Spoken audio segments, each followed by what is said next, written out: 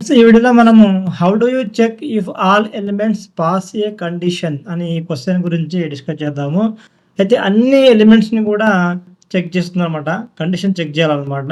దీనికి మనం అరే మెథడ్స్‌లో ఎవ్రీ అని చెప్పేసి ఒక మెథడ్ ఉంటది. దీన్ని వాడి మనము ఇలా చెక్ చేయొచ్చనమాట. అయితే ఎగ్జాంపుల్‌గా నేను నంబర్స్ అని ఒక అరే తీసుకున్నాను. 10, 20, 30, 40 అని చెప్పేసి ఈ అరే ఎలిమెంట్స్ తీసుకున్నాను. అయితే రిజల్ట్ అని ఒక వేరియబుల్ తీసుకొని దాని లోపల ఈ నంబర్స్‌ని ఎవ్రీ అనే మెథడ్ ద్వారా నేను ఇది ఇంప్లిమెంట్ చేస్తున్నాననమాట. ఇక్కడ ఎవ్రీ మెథడ్ యూజ్ చేశాను. ఎవ్రీ మెథడ్ ఏం చేస్తుందంటే ప్రతి ఎలిమెంట్‌ని కూడా చెక్ చేస్తుంది. ప్రతి ఎలిమెంట్ కూడా ఈ యొక్క కండిషన్‌ని చెక్ చేస్తుందనమాట.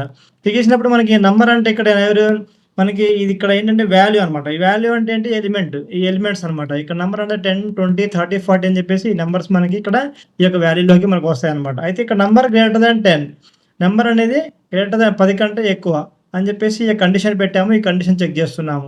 ఫస్ట్ 10 చెక్ చేసాము. తర్వాత 20 చెక్ చేసాము. 30 తర్వాత 40 చెక్ చేసాం అనమాట. ఇలా చెక్ చేసినప్పుడు మనకేమైందంటే మనకి అన్ని ఎలిమెంట్స్ కూడా ఈ యొక్క కండిషన్‌లో పాస్ అయినాయో చెక్ చేస్తదనమాట.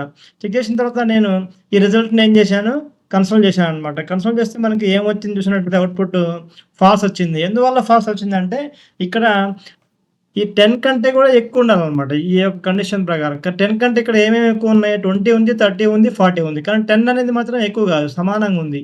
కానీ మనం ఇక్కడ సమానంగా పెట్టలా. ఓన్లీ గ్రేటర్ దాన్ పెట్టాం కాబట్టి ఇది ఫాల్స్ వచ్చిందనమాట. అదే మనం greater than or equal to పెట్టామనుకోండి. Greater than or equal to పెట్టామిక్కడ. ఇప్పుడు నేను కండిషన్ చెక్ చేద్దాము. చెక్ చేస్తే మనకేమొచ్చింది ట్రూ వచ్చింది. ఫస్ట్ ఫాల్స్ వచ్చిన తర్వాత ట్రూ వచ్చింది. ఎందుకంటే ట్రూ వచ్చిందంటే ఇక్కడ ఈక్వల్ టు గ్రేటర్ దాన్ పెట్టాం. అంటే ఈక్వల్ అయినా పర్లేదు, గ్రేటర్ దాన్ అయినా పర్లేదు అని పెట్టామనమాట.